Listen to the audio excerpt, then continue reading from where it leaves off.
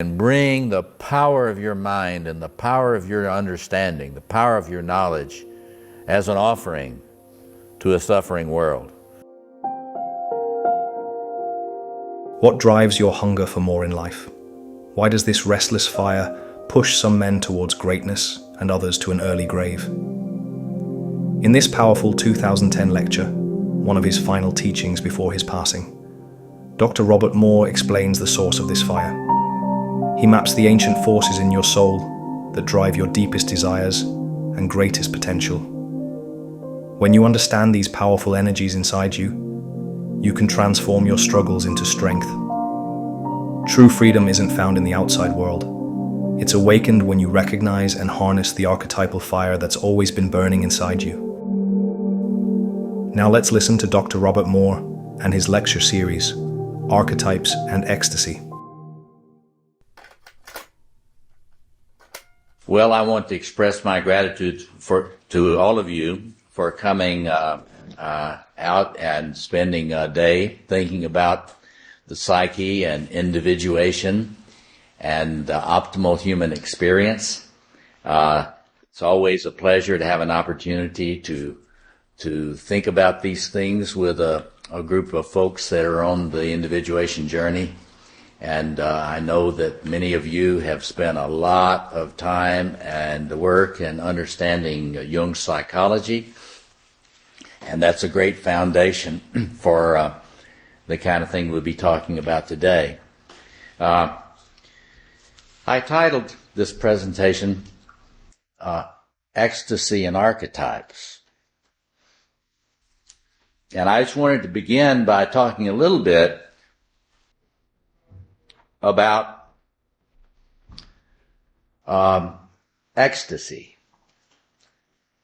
And then we're going to begin to look at some of the things that Jung's psychology does to help us think about the possible human, to think about optimizing our individuation process. And so, let me just begin. I have said to the group last night that I identify myself as a neo-Jungian, which simply means that instead of trying to be Jung as he was in 1900 and 1920 and 1930 and so on, I think that Jung's desire would be that we draw upon the resources that we have today, and that we would seek to draw upon those resources to carry his insights further, using contemporary research and resources that he did not have. So I designate anyone a neo-Jungian who is actually seeking to take his work forward and trying to honor him as by trying to think about the way he would be thinking today, instead of just trying to ape what he thought when he was working. In the same way, I might as well put my cards on the table with you today. In a similar way, many of you have heard of the great philosopher and theologian Paul Tillich. Let me see raise your hands if you have. I understand that in this place, there have been a heritage of very, very brilliant clergy who were students of Paul Tillich and of psychology, and have been for many years. And I think that's very appropriate for us, because this is not widely known, but probably the greatest philosopher and spiritual theologian of ecstasy is Paul Tillich. And if you try to draw upon, so I'm just putting my cards out here. What I'm trying to present to you today is really an attempt to elaborate some of the implications of Jung and Paul Tillich for understanding ecstasy in a contemporary way. That is to say, what is really the possible human? Because for Tillich, let me just begin with a few words about Tillich's understanding of ecstasy. In his view, at the heart of all transformative spiritual experience, is an experience of ecstasy. Now, in the past, there has been so much confusion about ecstasy from the point of some people pathologizing ecstasy and associating it with mental illness, or others that don't even think such a thing exists, to others that think it is something that is the prerogative only of just a very handful of people, very, very, what some might call spiritual athletes or psychological athletes who do it in some way that I could never do. But for Tillich, he believed that the great power at the heart of being,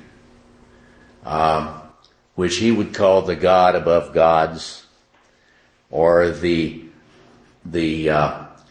ground of being, that great reality is not out there somewhere, but it is in you.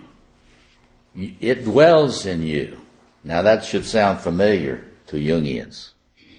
That great power dwells in you.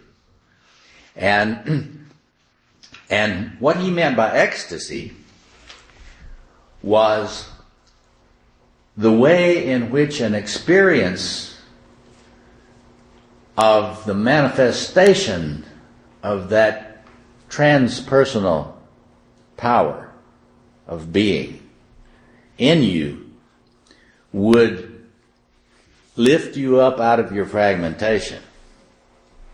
So Tillich's work, he works a lot, and I'm teaching some advanced seminars on this now. Tillich believes, very, very parallel to Jung, that when you are in your ego, just in your I, you will tend to split into opposites. We're going to be talking about that today, much more psychological detail.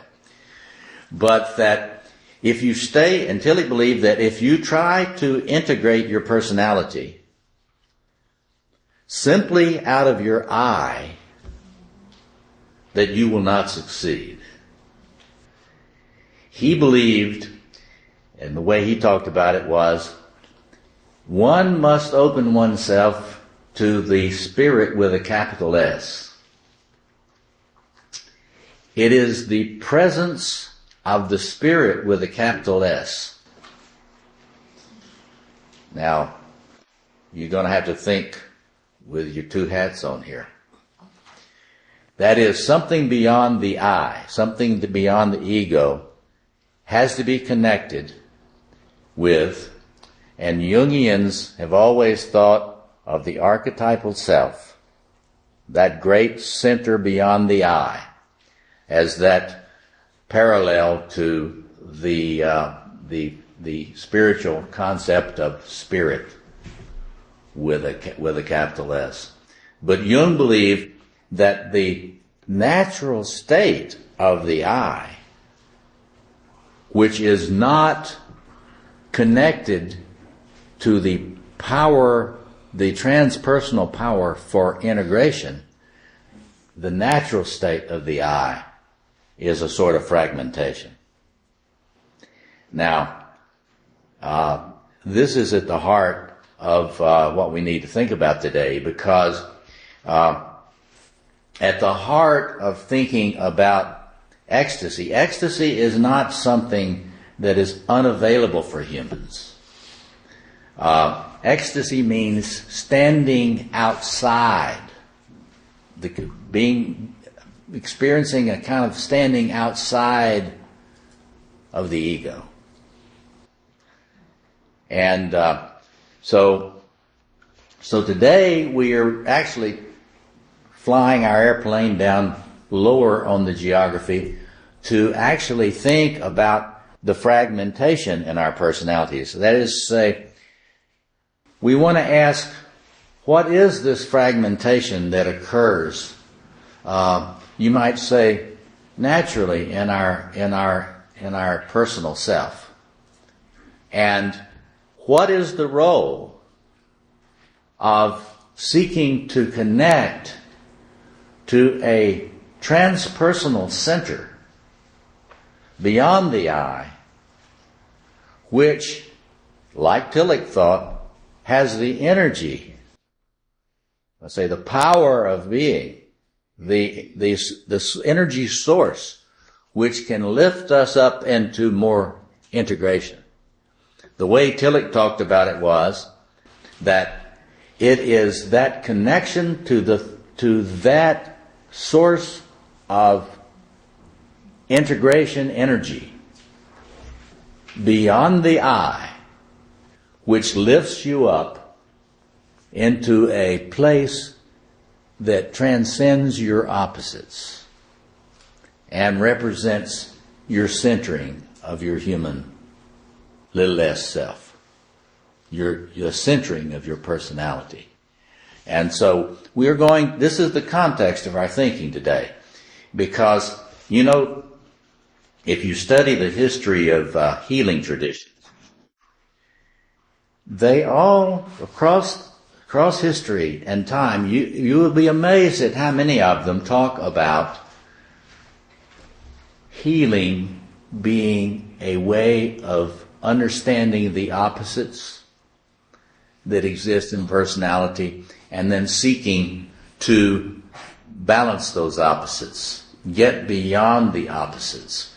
This is at the heart of a vast number of different spiritual traditions. So today we are going to be looking at the way in which the human I tends to fragment and why. And then we will be trying to understand why it is that we need to be connecting with a transpersonal center, and which is the unique kind of contribution that Jungian psychology makes. Yes, over here. Could you give me an example of what you mean by the opposites at the ego level? Yes, we're going to be going deeply into that today. The kind of splitting that occurs. And now there are some of you, how many of you were not here last evening? Okay. I will do I'm not going to go over all the historical things we talked about last night, but I am going to go back to my understanding of the opposites. The thing I did begin with is saying that in the human spiritual journey, it's always seen as a pilgrimage to a center outside the self, and so there's the mythic image behind the journey to the center. If you wanted to characterize what the individuation process is, you could talk about it as the journey to the center. Now, I'm not going to go into all the history of the thinking that led up to my point of view. I'm just going to start right here with what I was speaking of last night as what I believe to be the code for the opposites in the personality. This is the internal mapping that I believe one needs to be aware of when thinking about one's own tendency to fragment. Now, this is simply, for those of you last night, it probably went by very fast, but my assumption is that there are 4 archetypal potentials in every personality which have to do with the individuation of their personal self, which I call the system self. The integration, scientifically, I think of the personality as a complex adaptive system. And I'm very influenced by contemporary systems thinking. Now, what difference does that make? Well, because it's very good news. Because if your personality is, in fact, a complex adaptive system, then you can get better. Because any complex adaptive system can always be tuned better. In other words, there's a tendency among some mental health viewpoints today to tend to diagnose people with a certain label,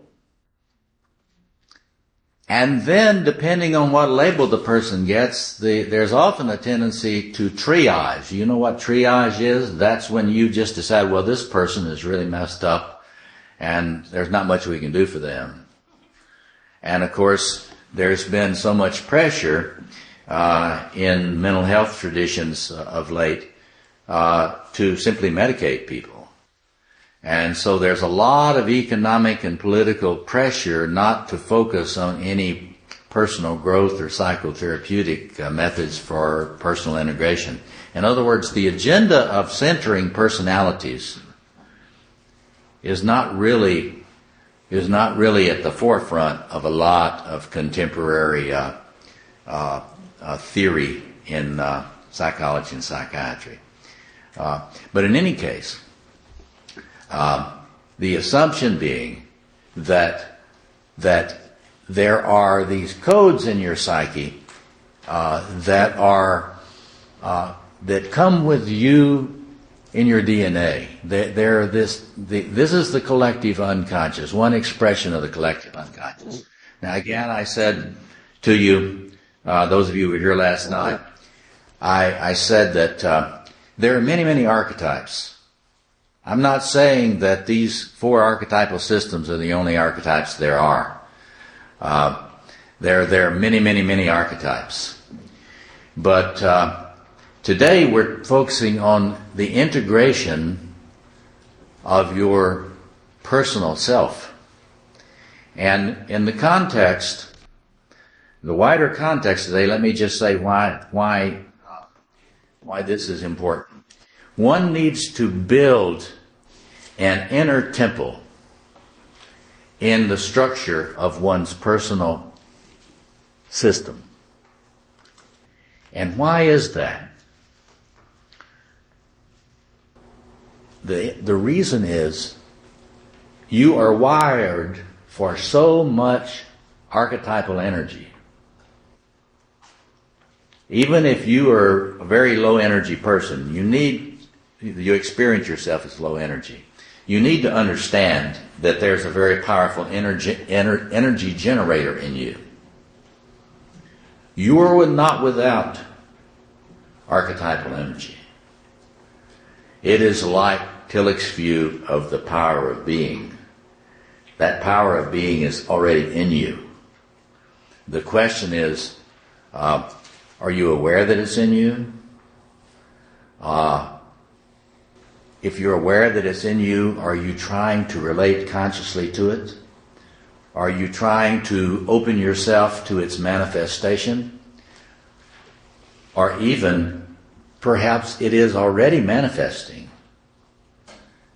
And because one is not asking the question of, well, how are these archetypal energies already manifesting in me?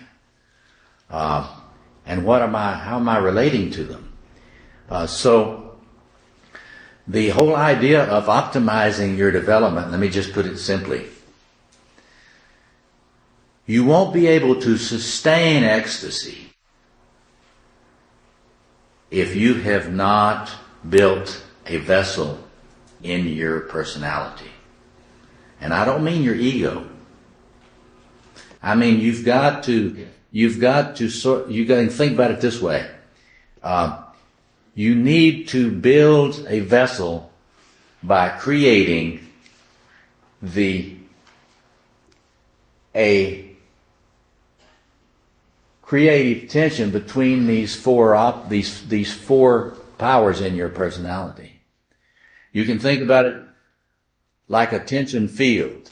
What we need to try to develop in our personalities is a creative tension field between these various archetypal systems.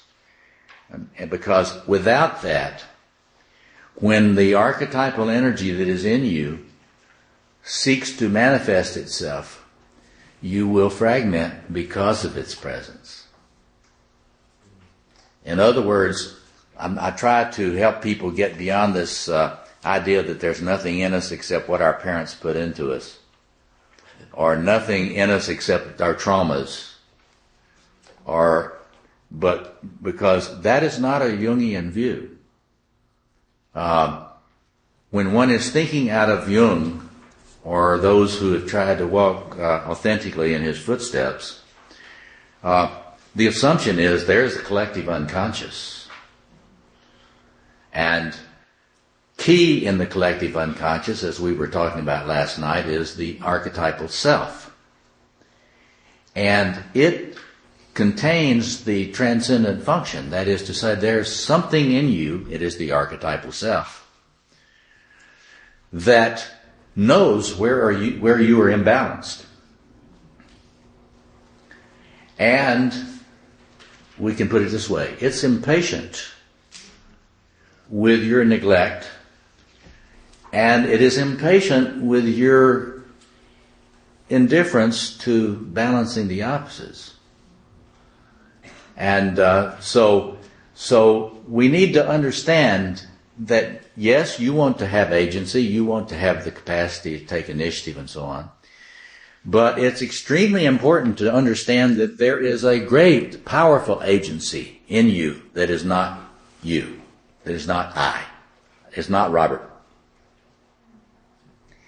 And this great presence in the psyche, the archetypal self, and I appreciated David mentioning the wonderful book by Edward Edinger. Actually, I never stopped learning from Edward Edinger. He is he's probably, in my view, the greatest classical Jungian in the sense of his clarity about the reality and presence of the objective psyche, the great self in the personality. Being. Ego and Archetype. And I think they have copies of it for sale here. And that is a book that you don't want to just read once. You want to study that book because it's a wonderful book. Yes. I bought the book last night, and one of the first sentences in it is his statement where he equates, in this mindful statement of it, he equates the archetypal, the self, with the collective unconscious. And that confused me because I had thought that the collective unconscious was a conglomeration of all that had ever been within the human experience. The positive and, the vast array of the completeness of human experience. And yet the archetypal self, as you were depicting it last night, is a positive force that can, Exactly. Thank you. Yes. I just want to, of course, the whole idea about the archetypal self is a difficult concept, and you get 10 Jungians together, and you will often have 15 or 20 opinions about it.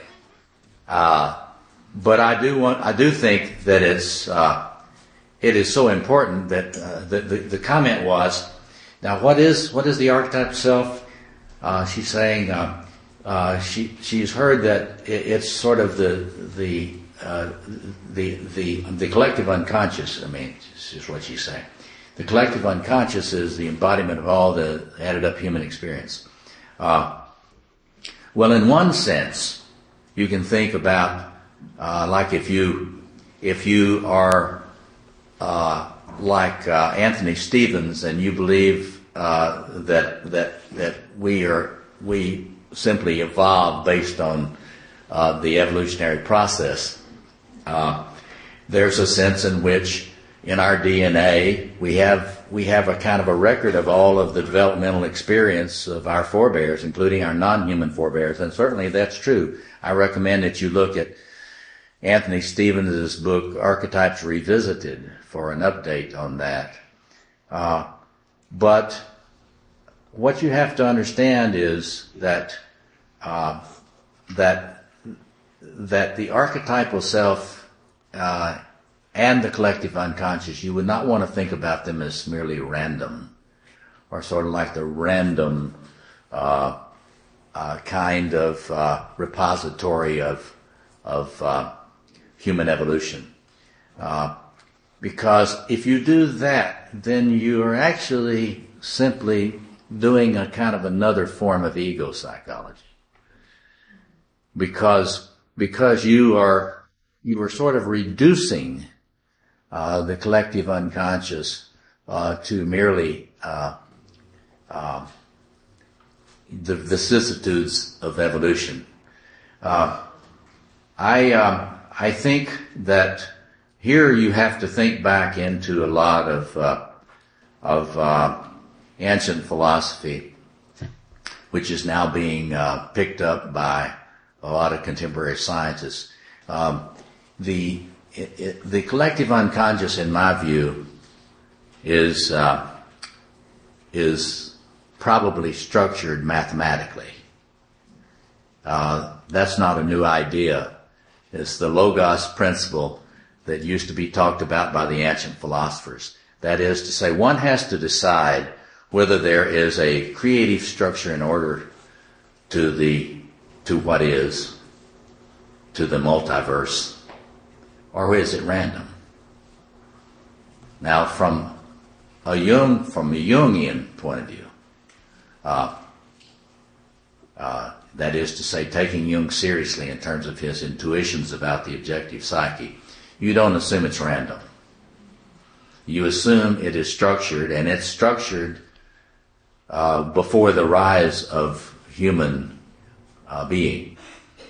And so there's a great theorist now who his name is Wolfson. Anyway, he's done this great attempt to think about the sciences utilizing mathematics and geometry and trying to come to a new integration. So the collective unconscious, I think you have to not simply reduce it to history. That is to say, certainly we have evolved as the being that we are, but the question is, was that random, or was it following some sort of template that exists in being? I agree with Tillich there. Being is structured. All being is structured. That doesn't mean it's not dynamic, but there are relationships. This is what actually, at the greatest cutting edge of science, they're understanding that they're seeking to decode structures that exist in all of reality. So that's more than you wanted to hear about that. But the thing is, we have to understand that from a Jungian point of view, we are seeking to listen to the ordering principles that are transpersonal ordering principles.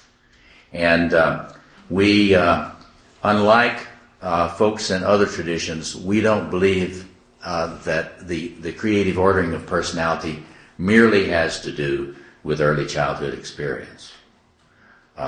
Certainly early childhood experience affects it and affects the way it evolves and so on. But But these kinds of experience of opposites, they antedate these polarities antedate the formation of our personality. So, anyway, let me just go further here and say we were talking last night about the two tensions in the personality between the archetypal systems of the warrior and the archetypal systems of the lover, and the archetypal systems of the king and queen, and the archetypal systems of the magician. And so we will, what we're trying to understand is that the goal in your individuation is not to find your archetype and live it. There have been people that talked about you want to find your myth and live it. Well, the only problem with that is integration has to do with creating a creative tension in your personality between these forces so that you can create an inner vessel which we would call your system self. Your system, little s self, is the work you have done to become a good host or hostess for the manifestation of archetypal energy in your personality. Yes? Is there a significance between the masculine and the feminine and the reversal and the lower? There's a significance, let's put it this way. The most important thing is to know that every individual has to balance those four energies. And they have to stay awake and continue to rebalance them during their life cycle. Because different energies in different individuals will be privileged at one time or the other in their life. But so the reason that I note that asymmetry is simply to note that that there are probabilities that males will have much more access to aggression in early life than females. Creative aggression even.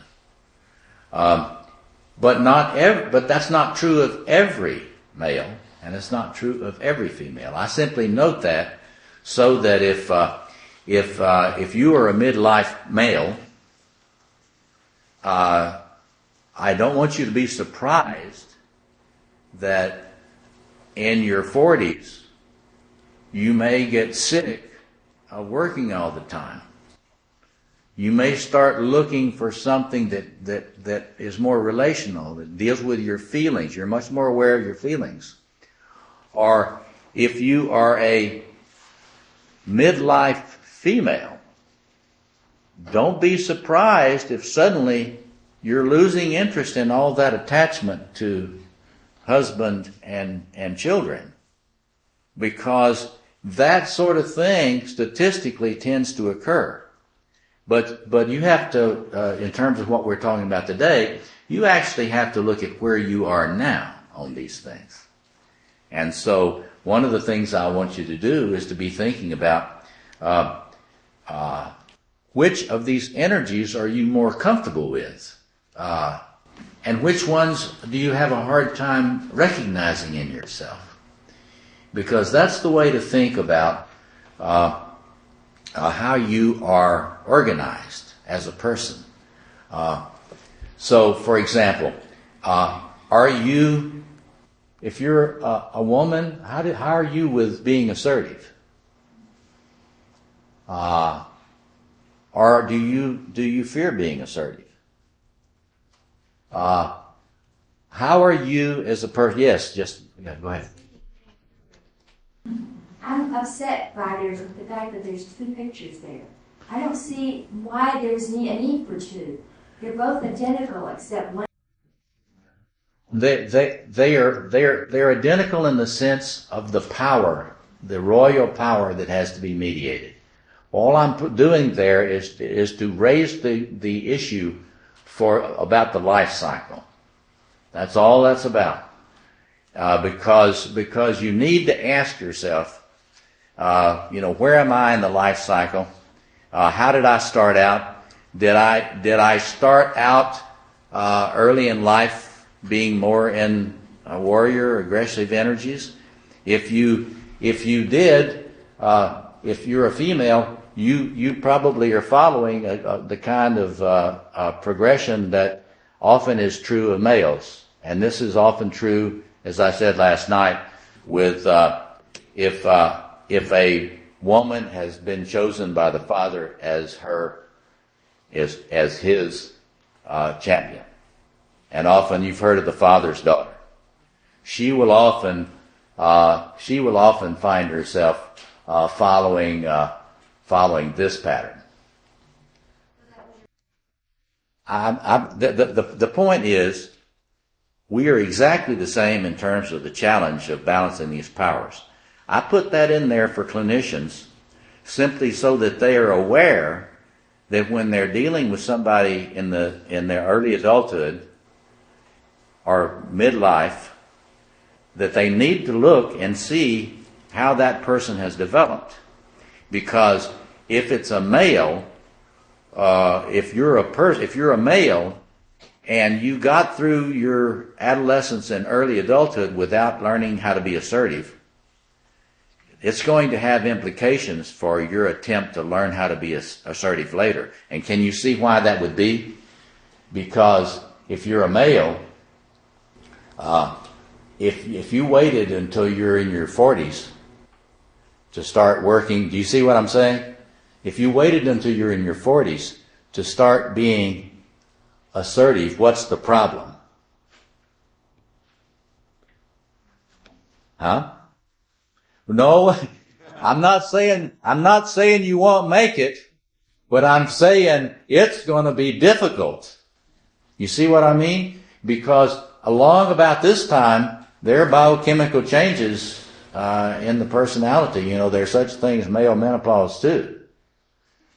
And so the capacity to begin to develop what was left out in early life is harder. I put it in there simply to make people aware that they need to think about these things in terms of the developmental journey they had in life with regard to these energies. And so as we're thinking about these things today, what you want to think about, are you comfortable with having, for example, I like to do it like this. I say, well, let's think about your royal energy. If I were to ask you, do I have a vision for the next 1 year, 3 years, 5 years, 10 years? Have I put energy into articulating a vision for where I want to go, who I want to be, who I choose to be, and so on? Because if a person has not gotten comfortable with this royal energy, the capacity to say I am, the capacity to say let there be a blank.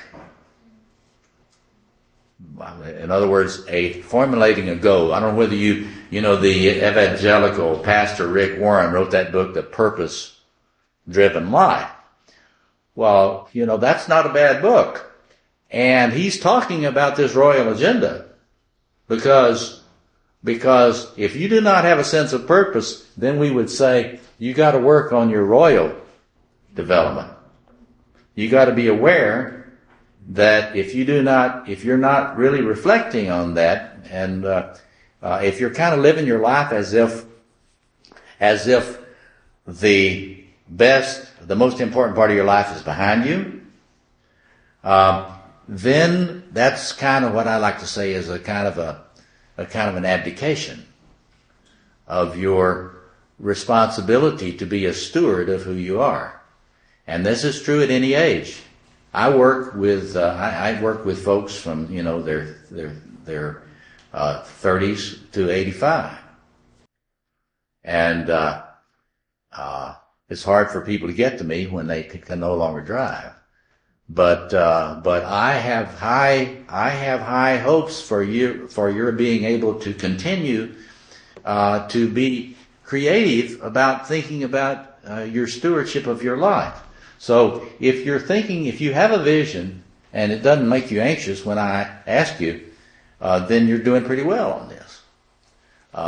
If you don't think about those things, that's a challenge for you to build, your creative tension in your personality. So, do you think of yourself as someone who can learn, who enjoys learning? Obviously you do, or you wouldn't be here today. I think I probably have a lot of magician folk here today, and you're all welcome, because I speak magician. Yeah, I speak magician. But anyway, what gives you a lot of delight and pleasure? What is it that you're really, really appreciative of? Where does your appreciative consciousness come out? Do you have a sense of real appreciation for the beauty around you? Do you have a capacity to appreciate the beauty in you? That's this lover thing, see. And so each one of these things, you want to be thinking about yourself, and we'll have a chance to dialogue about this today, because see, it matters. Now again, why does it matter? Well, it matters for all sorts of reasons, but we're going to let's see. I'm going to have to. We'll take a break since we got started a little bit late. We'll take a break at a quarter up, if that's all right with you. Is that okay with you? Okay. Yes, go ahead. Will you be speaking more of beauty today? Well, I won't have. That's a frustrating thing for someone like me, because I would like to talk about all these topics ad nauseum. I mean, I never get bored with this stuff. And we brought you. I mean, what you need to know, that there's enormous amount of material in audio lectures on these topics, ranging over the spectrum. So there's kind of a curriculum in my work that's accessible through if you get one of these booklets, or look at my website, robertmoorephd.com. And I'm trying to continue to make materials available, because you should not expect yourself to be master of all this stuff today. I'm simply trying to give you a template to think about how to reflect on your personal integration and your personal movement toward the optimum. And so again, let me just remind you that the goal is not to simply be an intellectual. Now, first 40 years of my life, I lived that way. If it moved, I interpreted it. The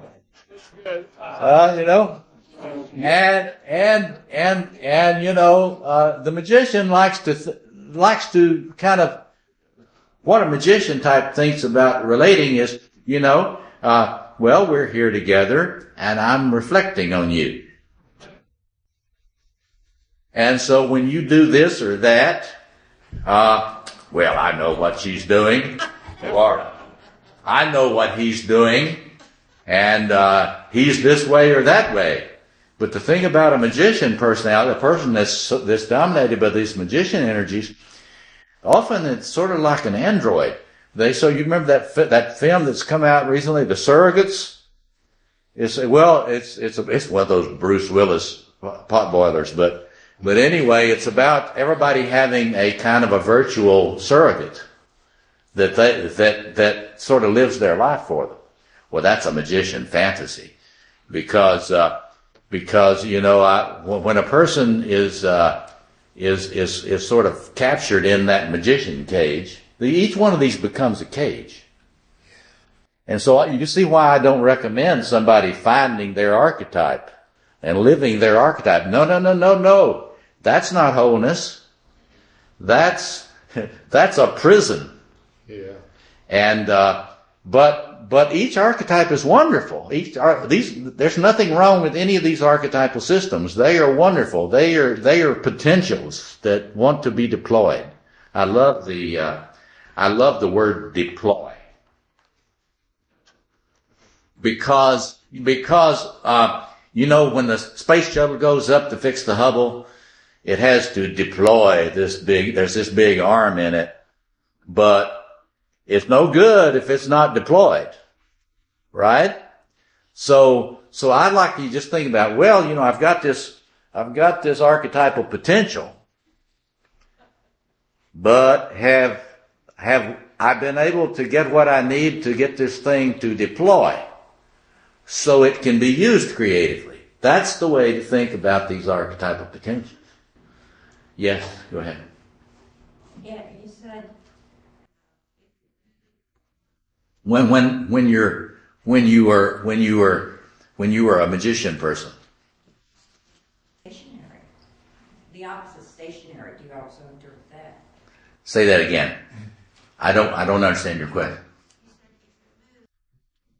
Oh no, I see. Oh no, that's not what I meant. No, I like to say, you got to think about what is the sort of inner telos of these different archetypal systems. The magician system is the part of you that wants to know, to interpret, to compare and critique. So it will do that. And it's wonderful if one can do that. But I like to say one needs to be able to do that as it is a creative assistance to one's personal integration. And so if you stay in there all the time, then you're never really with any other person. You see what I mean? Because the only way you're going to really be able to be with any other person is if you develop this lover capacity. Because the lover capacity is what enables you, I like to say it this way, it enables you to actually value another person. It's the valuing agenda. It enables you to value another person so you can actually go to the effort of opening to their presence in your lives. And so it takes a lot of courage, actually, which is a warrior virtue. That's why you have to understand that these things have to work together. You have to have the courage to open yourself to the other.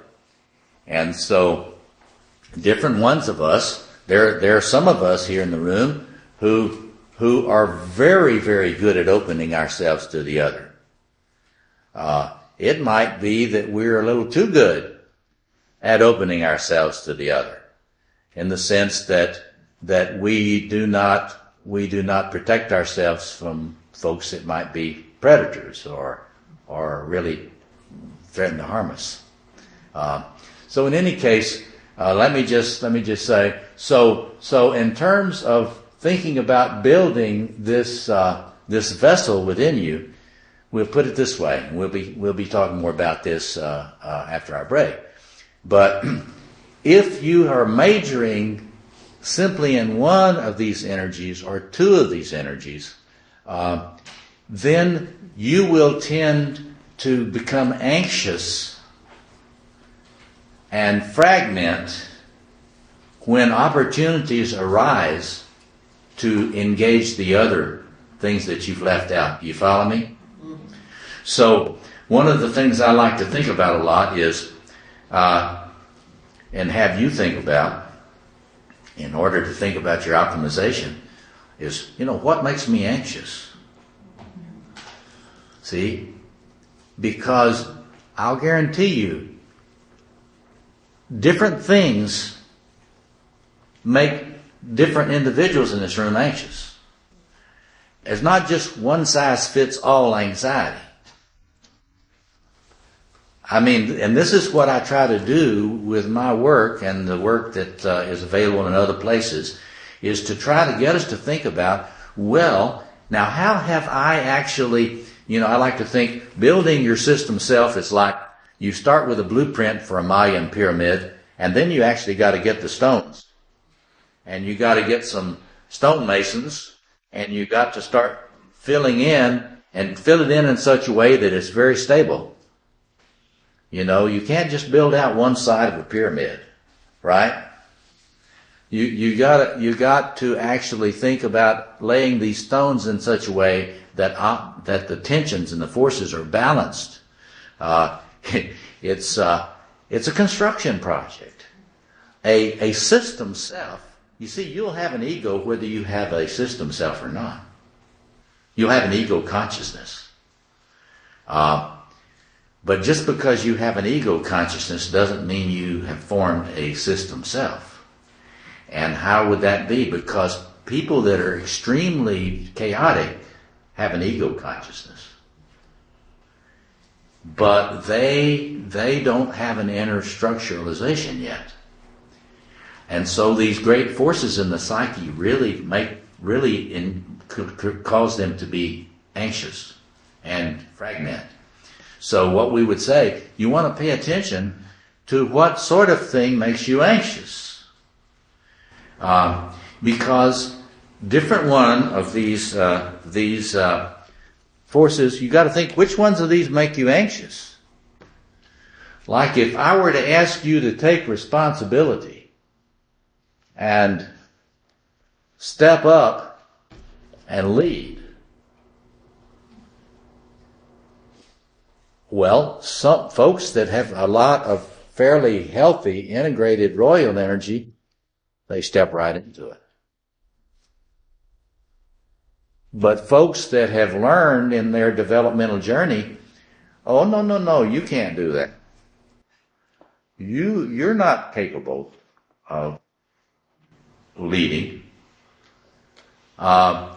Then if someone, we could talk about this in psychology, that's often talked about as a dependent personality disorder. A person who is fearful of their own independence. And so if a person is fearful of their own independence, if anybody starts to expect them to exercise a plan for their life, they become extremely anxious. You follow me on that? So this is why I say, pay attention to what makes you anxious. If there are some folks in the room who, if there's a difference of opinion and some issue needs to be discussed and really engaged, there are some folks in the room who don't fear that kind of engagement and feel comfortable engaging in debate or feel comfortable engaging in some kind of confrontations when it's needed. And there are a lot of times in life when you need to be able to confront. But other folks, if something comes up and there's something that needs to be engaged, that person will try to find some way to detach. See what I mean? So that's the way to think about this. So what would make you anxious? If you're being expected to learn what makes you tick, I say that if someone has not had their magician systems blessed, then they take refuge in sort of, I'm not smart. I can't learn how to understand this stuff. Now, there's not too many of those in this room. Because if you didn't think you were pretty intelligent, you wouldn't be here today. And I celebrate that. But believe it or not, there are a lot of people who really are sort of allergic to knowing. Do you know what I mean? Yeah. And, that's a tragedy. Because because nobody blessed their cognitive function when they were living. There are thousands upon thousands of kids who are being socialized to think they're stupid. You understand what I mean? So you got to think about, how was that for you? You know, did you have to really struggle to get the idea that you could really learn? Because some may have.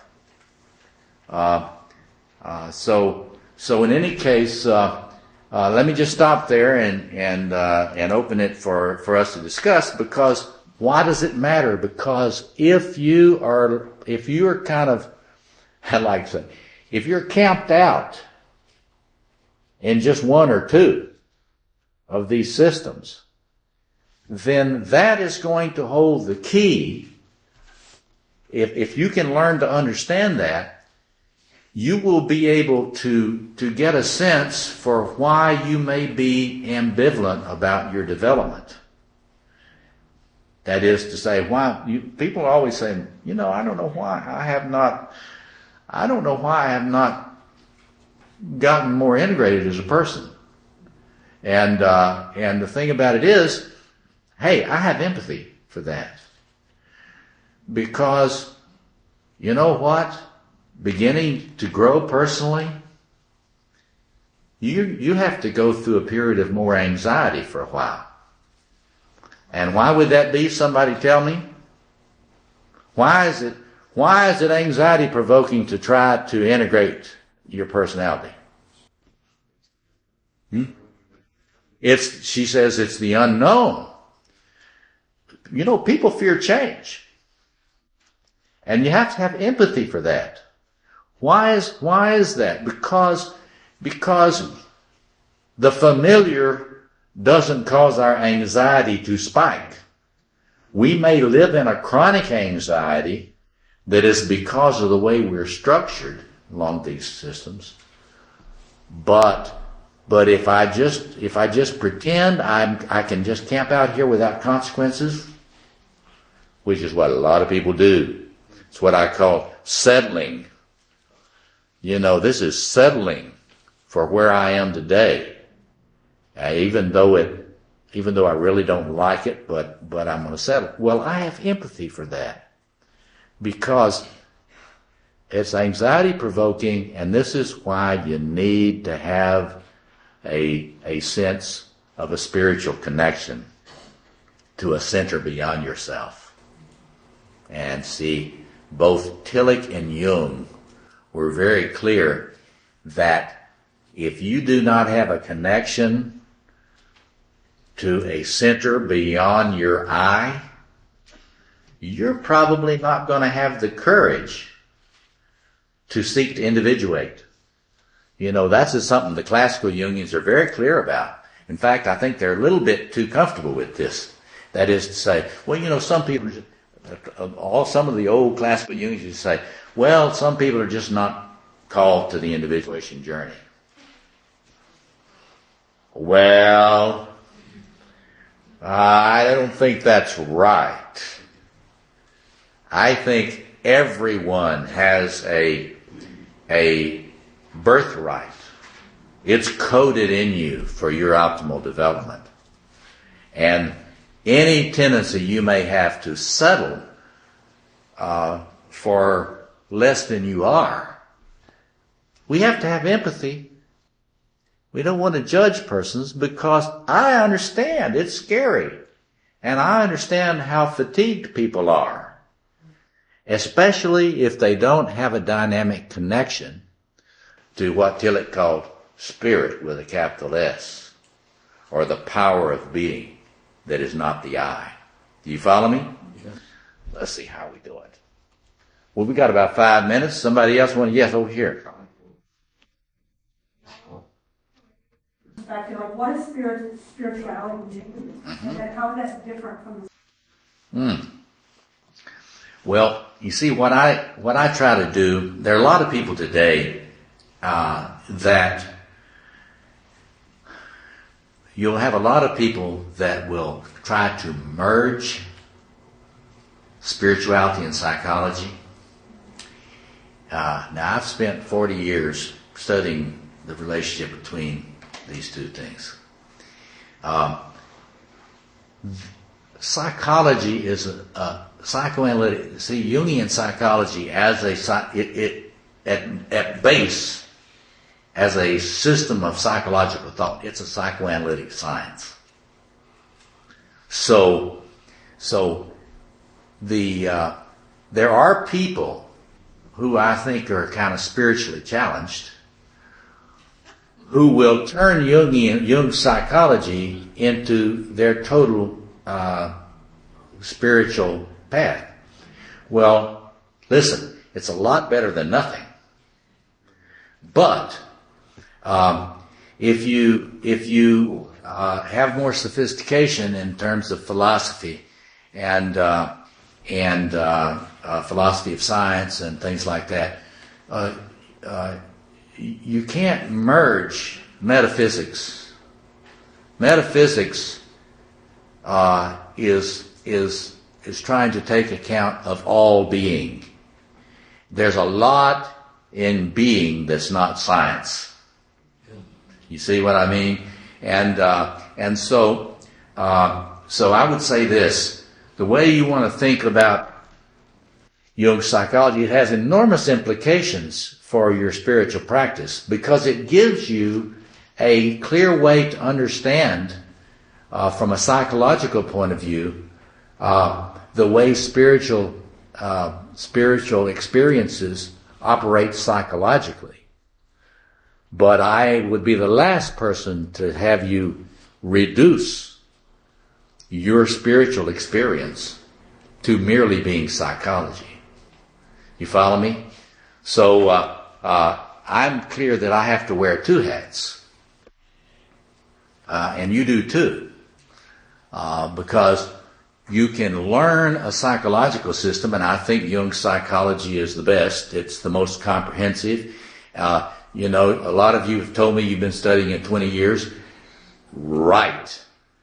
Because you can't just get the Cliff Notes version of Jung and, the little short version and understand it. There are some psychologies that are quite useful, but it doesn't require as much study as Jung's psychology.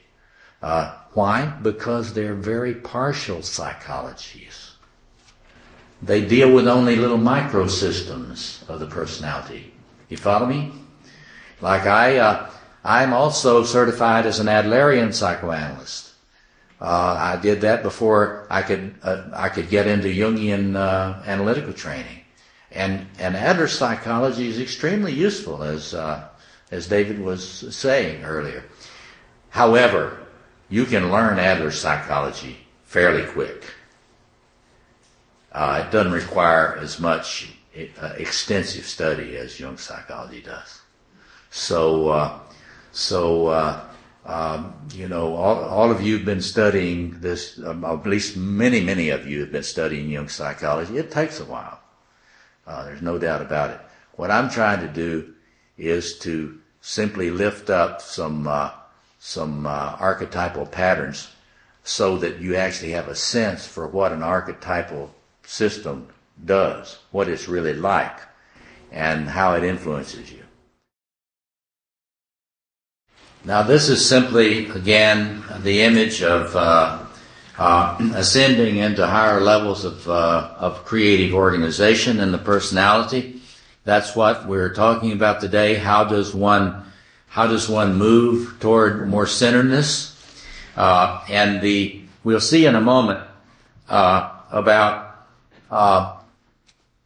why the movement into centeredness is so important, because without that, your psyche, your personality, is not able to contain all the energy that's in it without fragmenting or shutting itself down in some way.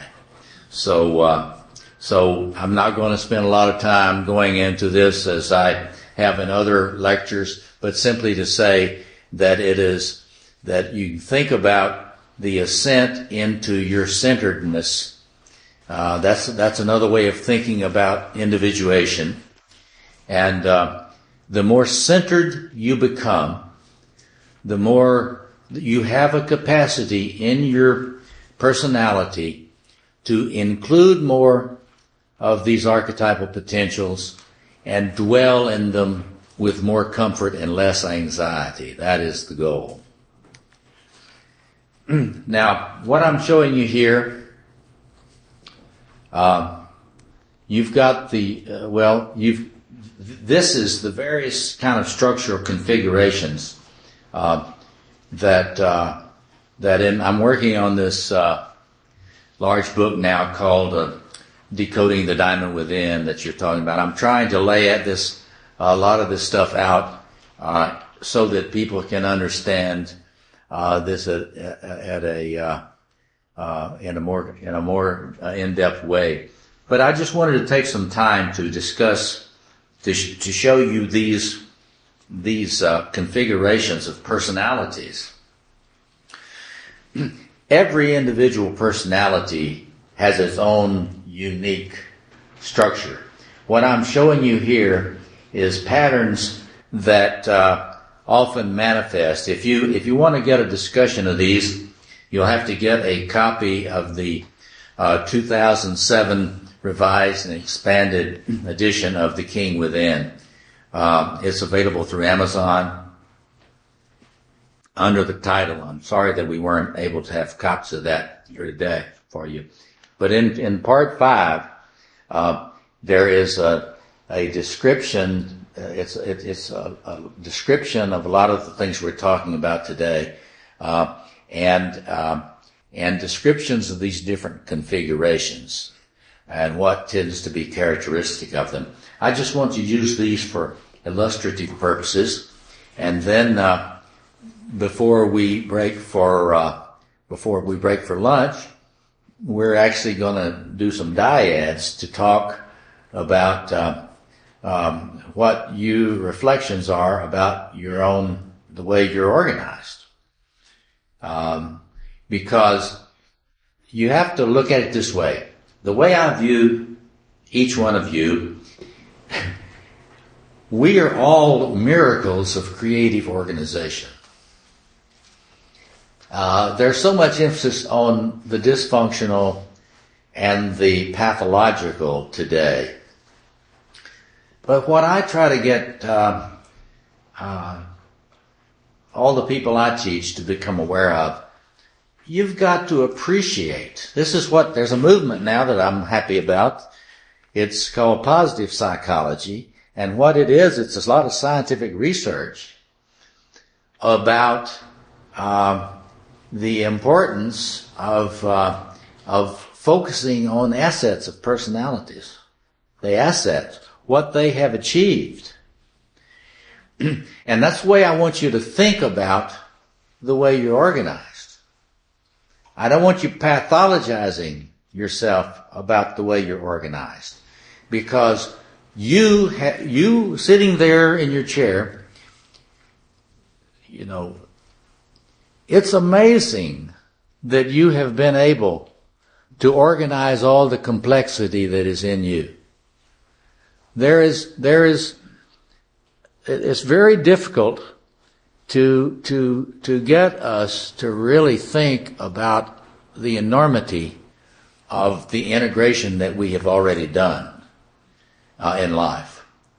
And so we want to have an appreciative consciousness about how we have created, we've made our developmental journey, how we have found, I like to say, how we've gotten a beachhead in terms of our creative integration.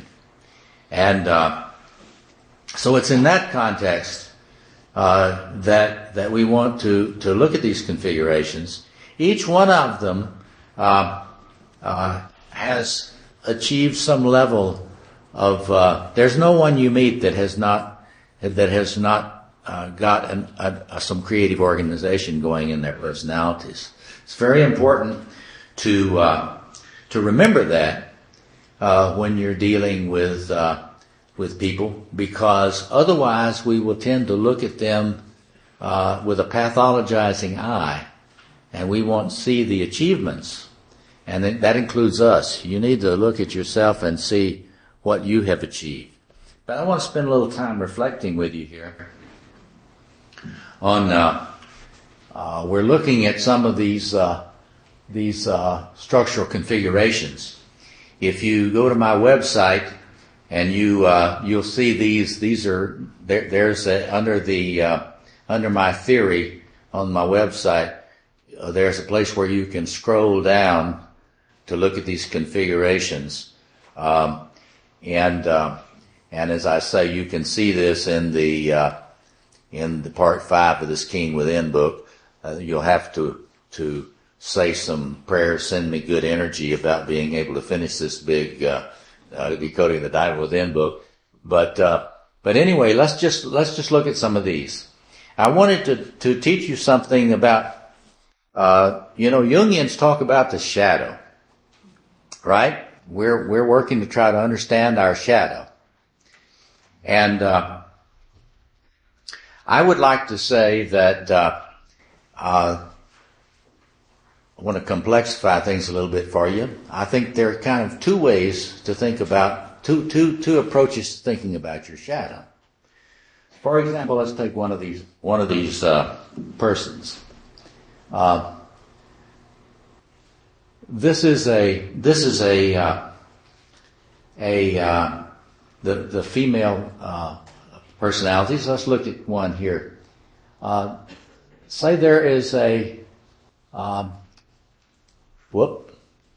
pushing the wrong button still.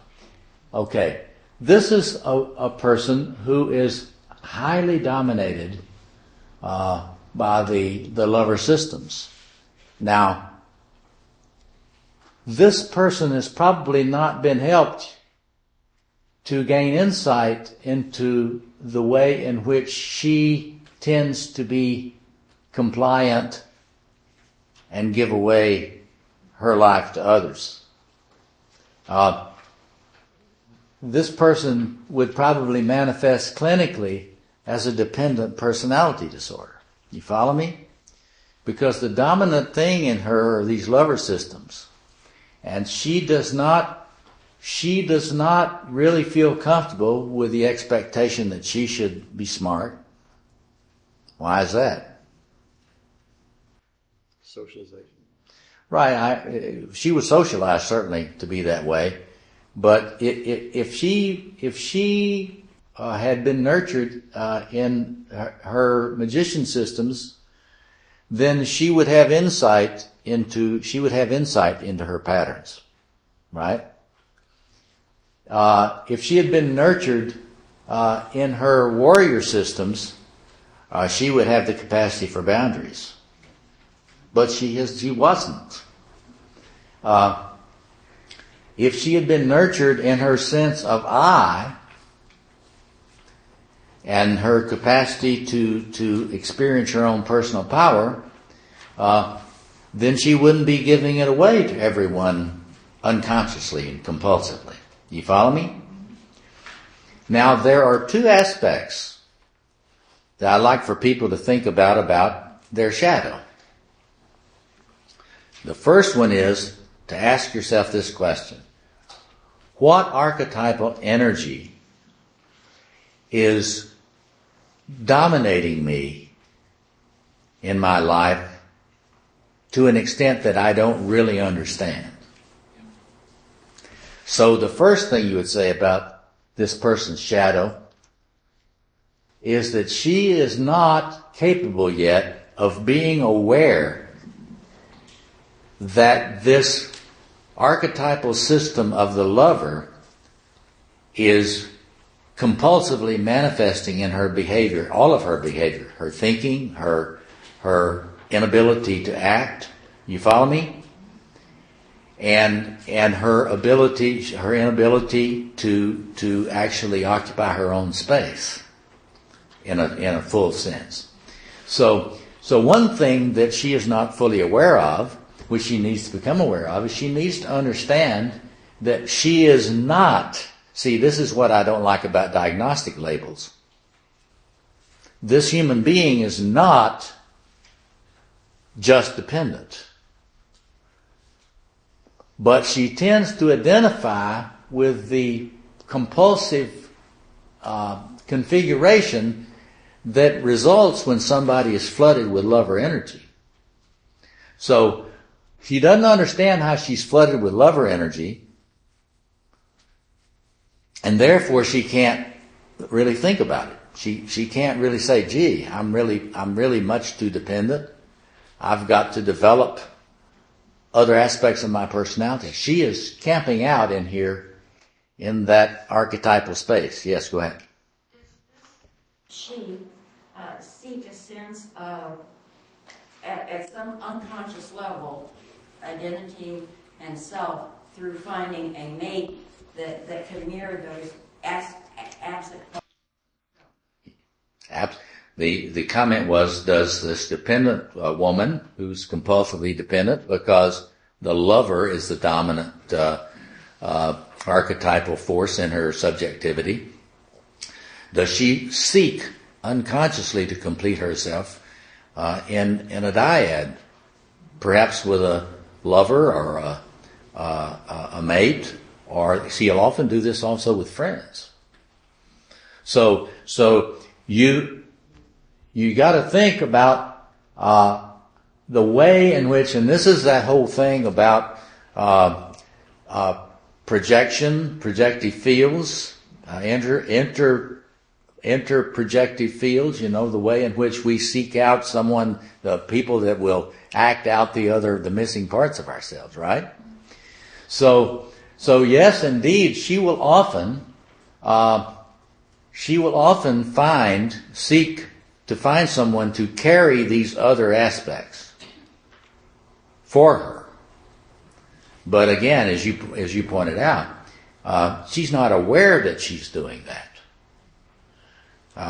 because she has not yet developed her capacity to reflect. What's the good news here, though? Well, the good news is the prognosis for this person who reaches out to a therapist or a counselor is actually quite good. And why is that? Because they have the capacity to attach. So, this type of a person will, if they can find a therapist to attach to who won't simply exploit her dependency. You follow me? And if the therapist will be wise enough not to hurry her in her development. Because the biggest mistake beginning counselors make with a person organized like this is the person will come in, they will attach to the therapist and want to really please the therapist. And the beginning therapist will often think, wow, this is going well. This person's really going to be able to get better really fast. And so they begin to raise the bar. And they raise the bar for this person too fast. And what will happen is the anxiety level in this woman will rise and they will terminate. If they will terminate or declare bankruptcy if you push them too fast. They have to have time to gradually realize they have these other things in themselves. So I just want to reiterate two things. One aspect of her shadow that she doesn't understand is how much she's being flooded with that archetypal energy. She needs to learn that. But the other aspect of her shadow is even more unconscious because she doesn't experience it. She doesn't experience these things as I stuff. You follow me? This is you stuff in her mind. So a deeper part of the shadow that you want to ask is, which of these archetypal systems do I not feel present in my I consciousness? Do you follow me?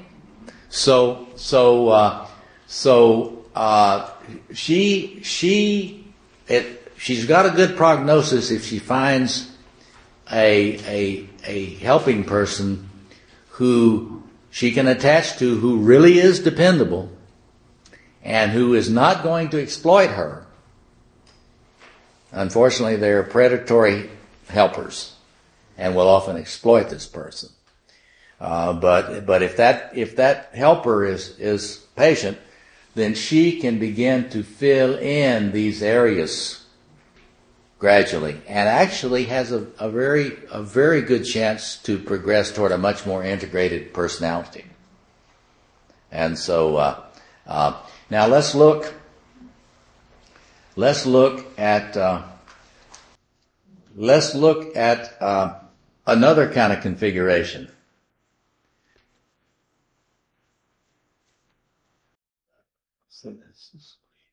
Okay. This is what I call the lion-woman configuration.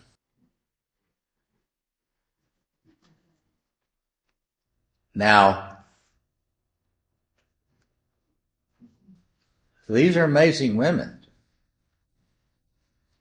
Early in life, they did not, like we've said, they didn't follow anything about that statistical thing. They decided early on that this touchy-feely stuff was not for them. And there are various reasons one can have that development. But you see, what I try to teach people is, it's an interesting question. I'd love to talk to you about how you got structured the way you are. But it's really important for you to think about how I am structured, because this lion woman is really she knows what she wants. See? She's got the capacity to expedite, carry through. She's smart. She's able to get all these things working together. And you can probably think of women like this that you've seen in celebrity status or something. But one thing is characteristic of her: she does not understand this world of personal relatedness. And for the first, say, 45 years of her life, she just may not be that interested in it. And so this woman will often build significant businesses. I mean, she will do amazing things. You can think that there are a lot of folks you can think about this way. But you see, she is not aware. One part of her shadow is she's not aware of how much she is dominated by these forces, and how much being organized in that way has led her to neglect this part of her life. You see what I mean? Okay. So you were going to say something there. I was just going to mention that women do very well in corporate America. Yes, indeed. This woman will often have a very successful career in corporate America. Yes, indeed. They are often very successful entrepreneurs. But it's really intriguing, and this is the good news for a lion woman. If they can find somebody to work with them and hold their hand, so to speak, while they deal with that icky stuff about their personal feelings and their personal needs for intimacy. Because that is often projected onto other people, and when this woman feels a lot of contempt for women who are into cookies. Thank you. For women who are into cookies, and you can think Hillary's probably organized like that. Right? Because remember back in the campaign, you said something about cookies being in the shadow. There was I remember one time when they made a big deal about Hillary making cookies, right? And but in any case, so this woman doesn't really realize how driven she is. This person is driven. Excuse me? Well, you can think of a lot of people. I think probably Condoleezza Rice, right? High performers, but in terms of this, in terms of satisfaction, in terms of opening to intimate contact and the capacity to really play, see, because this person loves work. I mean, they love work. They eat work. They drink work. They sleep work, but they do, like I said last night, they do have a sense of the lack. And so, but the good news is, it's amazing how when one starts coming to consciousness and realizes that this is a deeper part of their shadow, and they develop the courage to kind of begin to engage it carefully, and they always have to engage it carefully. But this will indeed begin to develop. And then it's possible for her to move on to having, one person I think of in her early 50s. In her early 50s, for the first time, really had the capacity to open up to a deep personal commitment and to find a person who number one, she can respect. It's very important for her to be able to respect somebody, but who then enables her to experience this part of her personality. So it's never too late. Yes, go ahead. Question. Yes. If a two give birth, if you're 13. Say that again. Oh, I see. I see. Number two. Is that possible? Well, yeah.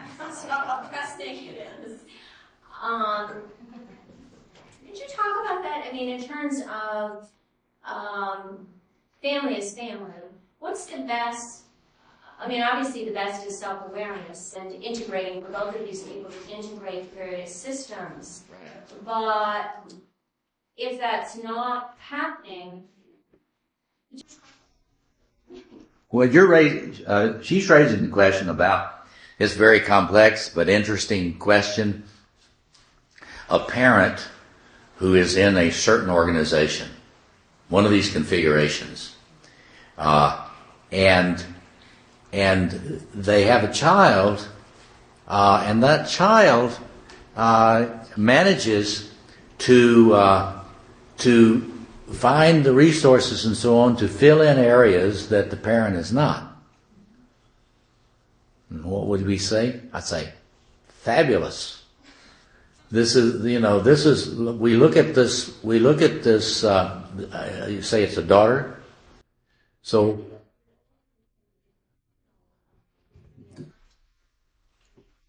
Exactly. Well, you can see it's like because the daughter will carry the mother's shadow, right? And the mother will carry the daughter's shadow. Well, you just got to remember.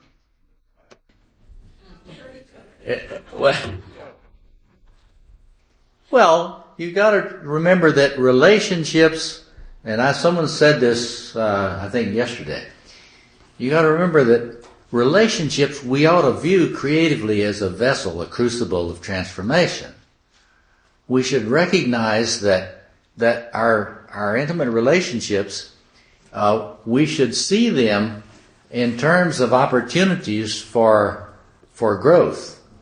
Now, that's easier said than done, right? Because if your partner is occupying a different archetypal space than you, as opposites attract, of course, sometimes, and then one fellow I heard said, opposites attract, then they attack. I don't know whether that was Rick Warren or who it was that said that, but anyway, I think there's a lot of truth in that. But what we got to realize is that's a very natural thing, because you will feel allergic. See, your system self, wherever it is, it will feel allergic to those energies that you're not comfortable with yet. But you got to remember, those energies that you're experiencing in the other person are also in you. And to the extent that that person has not rejected you totally, which sometimes happens, but there's a kind of arcing going on between you. And you've got to, this is why we put a lot of big premium on in Jungian psychology about staying awake, trying to be reflective, trying not to go to sleep. Like the Rumi, the great Sufi poet, had this line: don't go back to sleep. Don't go back to sleep.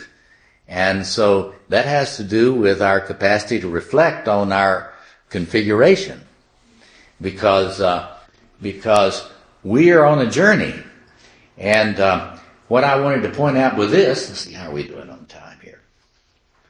What I wanted to point out with this is that notice that there's not one trajectory to integration. Some people start from here.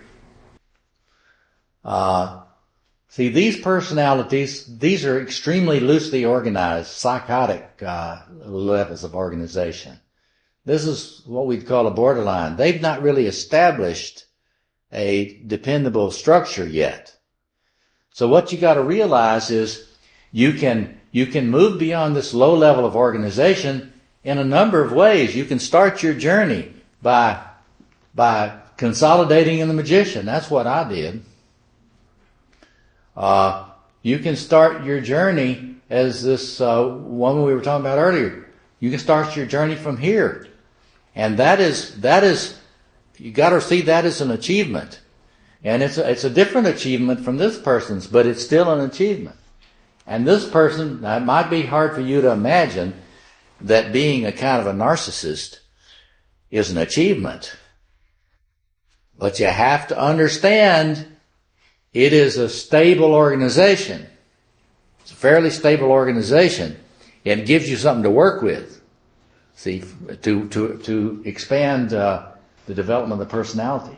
Some people come in from here, start their journey here. So you can think about yourself and your own journey. Where did you start feeling comfortable in these systems? And then the whole idea is gradually you can start drawing on other aspects, because once you get energies constellating that are across an axis, you get more stable. You got to understand. You can start getting more stable.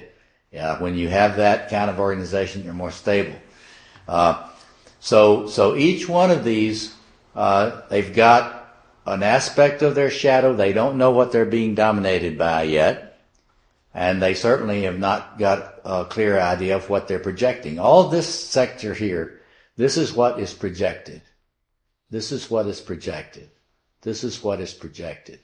So the implications of this is all shadows are not alike.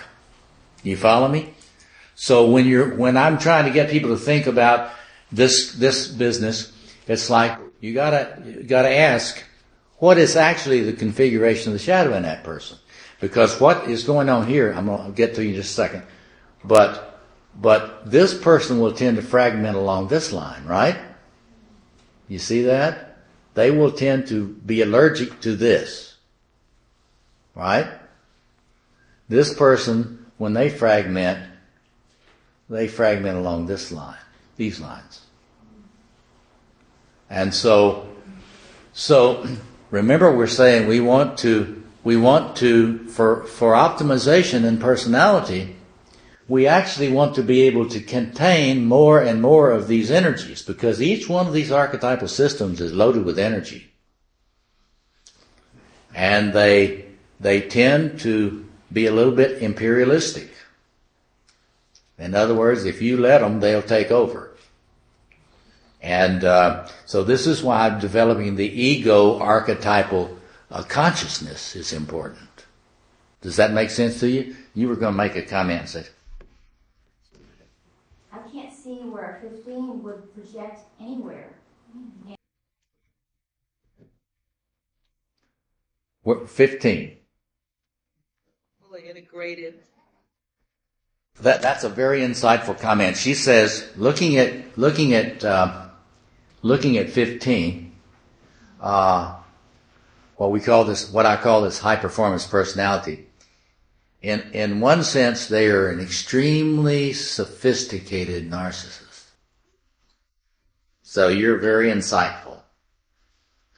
Now, but they're different from this person,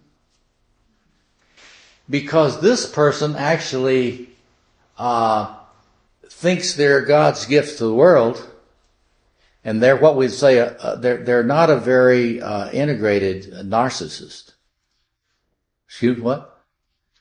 15 has done a lot of work to get to be more effective, to shine, and the only thing about it is, and this is where don't let me forget, this afternoon we need to talk more and more about practicing the presence of the other within, because we're trying to build here a vessel. When the more of this that you feel that you have developed the capacity to feel comfortable with, the more energy your psyche can hold without fragmenting. So in other words, your energy, when that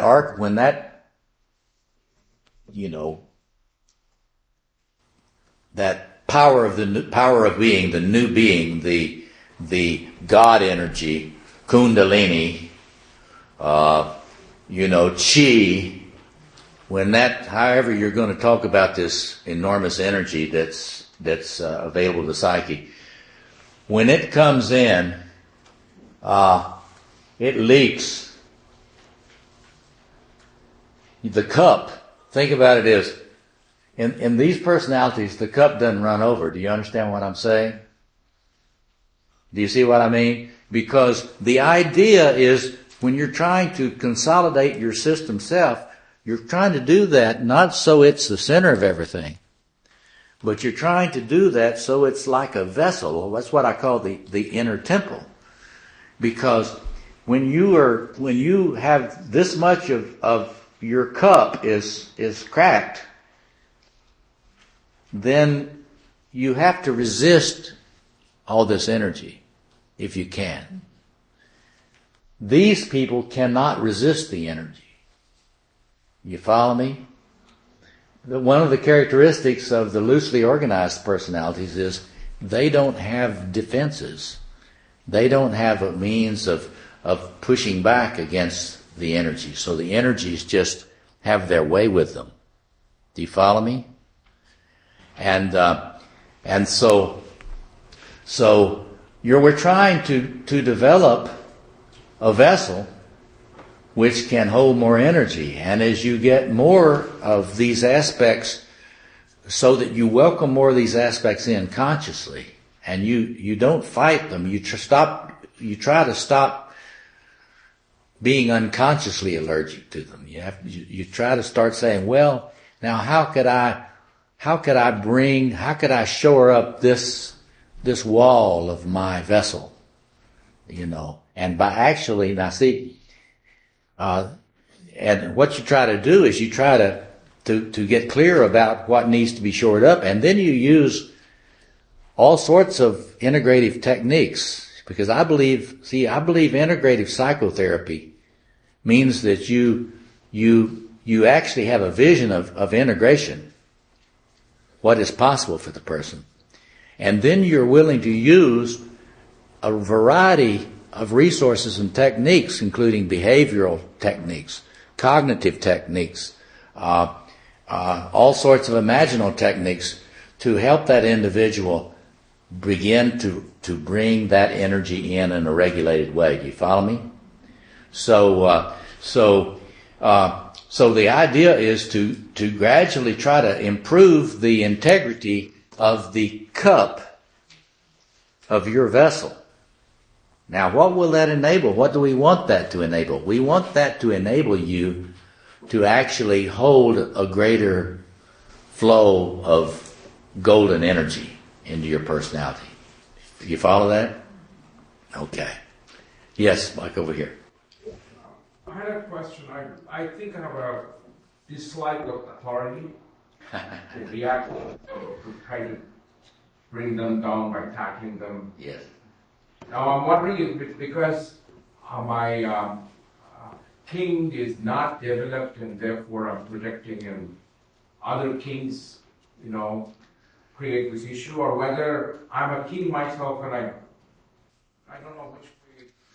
That's a very interesting comment. When you are experiencing a lot of antagonism toward authorities in your life, he's asking the question: now, is that because I'm highly developed in the king, or is that because I may be in effect idealizing these figures and then having to knock them off their pedestal? So that's a really excellent question, and that's what one would want to examine. Certainly, here's where Alfred Adler's insights come in. Adler said, if you've really developed in a mature way, you will have the capacity to cooperate on tasks which express creative movement for the community, in a sense, or you can say for the organization. So the question would be, in that case, do I always experience this with people that are in leadership positions? Do I always feel the need? In other words, is the need to knock them off their pedestal compulsive or not? Or is it simply limited because it's very true that, you've heard of that, what was they used to call that, the Peter Principle? People being promoted to their level of incompetence. And so if you are a person that has a sense of what it would take to adequately lead an organization, and there's someone who's been promoted to their level of incompetence, that's that other thing that you're talking about. In which case, you're simply understanding that this person is not actually stepping into their role appropriately. And then the question tactically is to how to most creatively deal with that situation.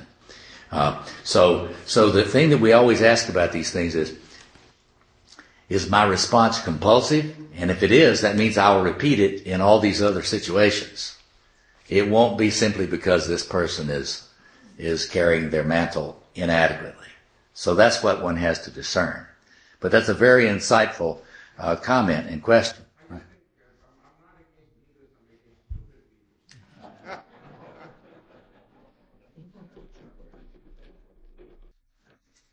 Well, I tell you, it's obvious that your magician is very strong. And what you have to remember is that magician system doesn't bless anything. The magician system is I like to say, it's the archetypal system for interpretation. It's the archetypal system for analysis. It's the archetypal system for deconstruction. It's the archetypal system for criticism. It's the archetypal system for comparing and contrasting. You know, so if one's really into the magician system, he loves to compare all these theories, but if he's really dominated with that magician system, he's not going to find one he really likes.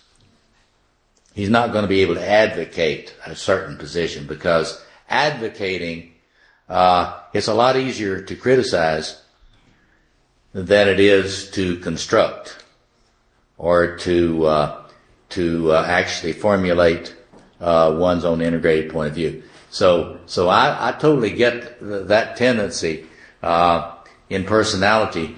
But so in other words, if the magician in you is strong, it's not going to be happy with many of the things it's scanning. If it's going to find fault. That's its job. And the only thing that one wants to ask the question, am I a compulsive fault finder, or am I using that to optimize creative function? Yes.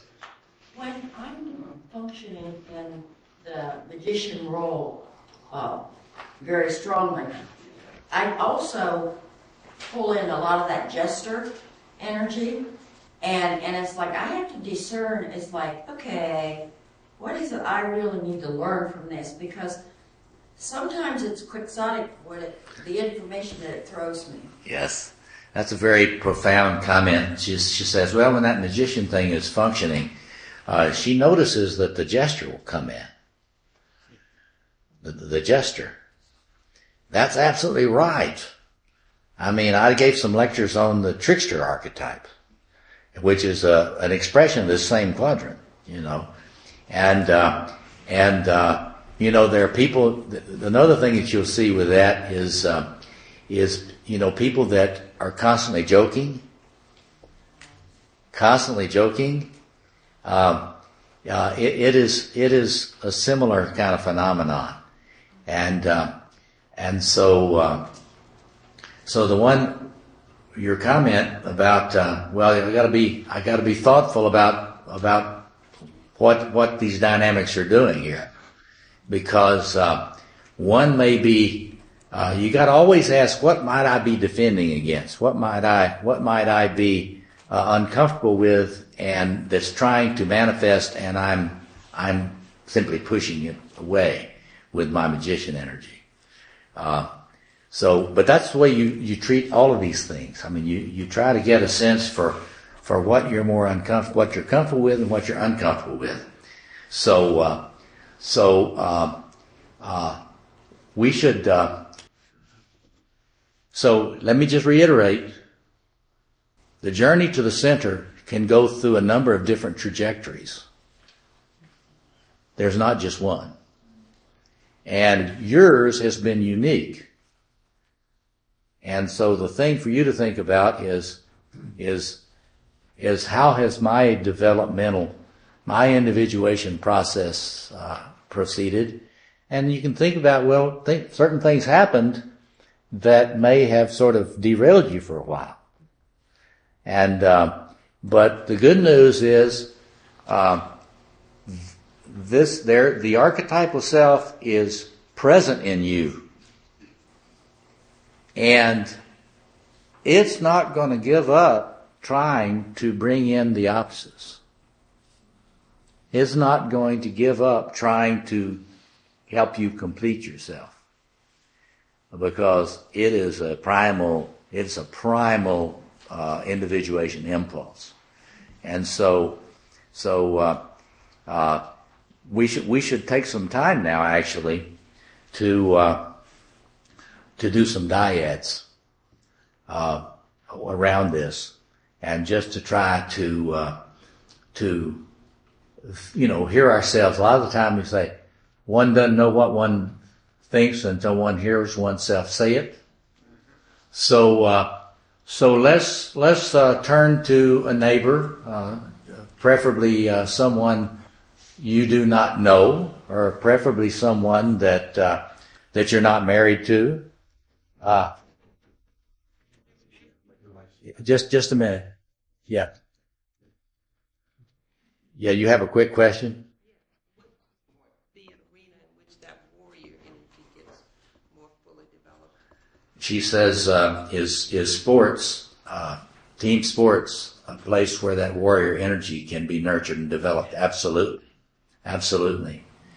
And so, you know, the sad thing about the cutting of budgets for sports activities for young people is very sad, because that's places where, you know, coaches are important for both males and females, because a coach can really help individuals learn how to bring out this warrior thing in a way that can be cooperative and not destructive, and teach all sorts of warrior virtues.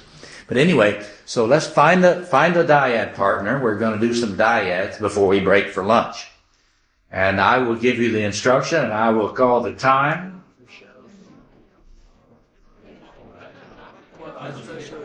So find a dyad partner and introduce yourself.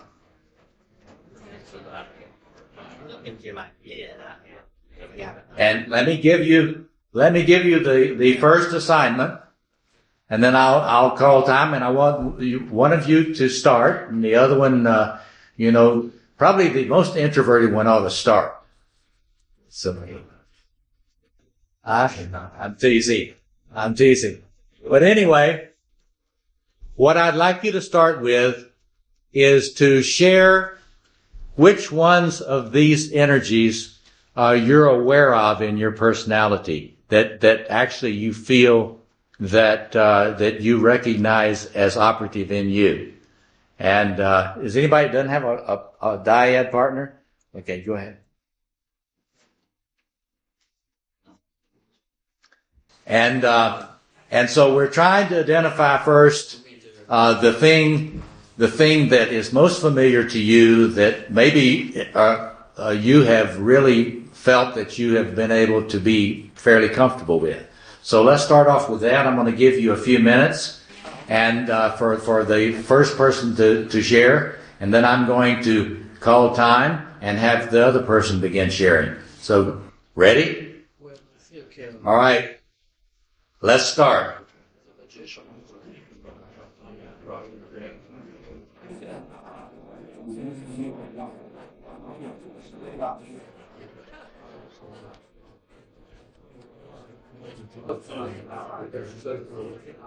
Okay.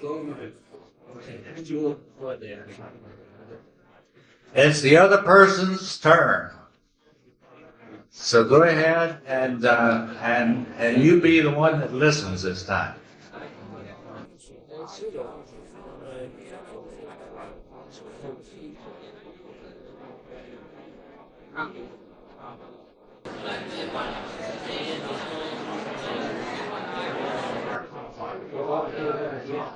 All right, let's stop for a moment. I'm going to give you another assignment.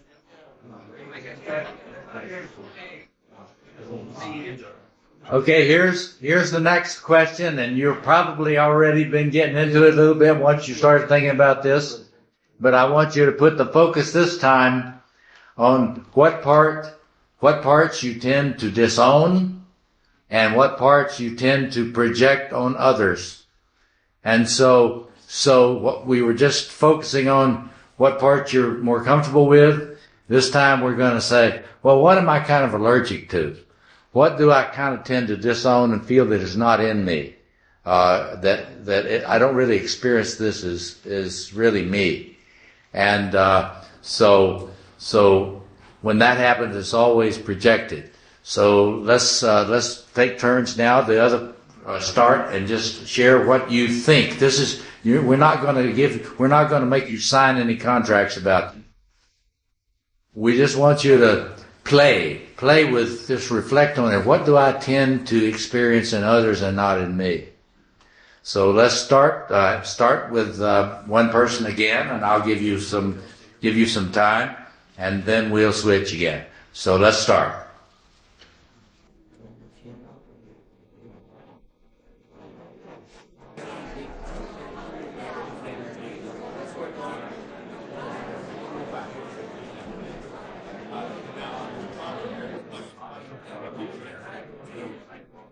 All right, now let's switch and let the other person talk about what they disown.